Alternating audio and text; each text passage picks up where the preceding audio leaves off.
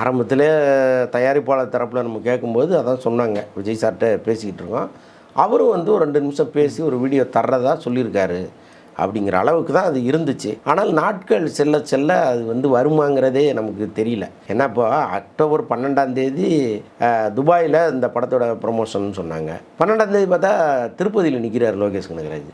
என்ன நடந்தது அப்படின்னா, இப்போ 15ஆம் தேதிக்கு தள்ளி வச்சுட்டோம் அப்படின்னு சொல்கிறாங்க. நாளைக்கு 15ஆம் தேதி போனாங்களா என்ன, அதனால் தெரியல. ஏன்னா துபாயிலேருந்து அந்த இன்விடேஷனே ஒருத்தர் அனுப்பியிருந்தார் எங்களுக்கு. எந்த மாலில் யார் யார் கலந்துக்கிறாங்கன்னு ஒரு இன்விடேஷனே.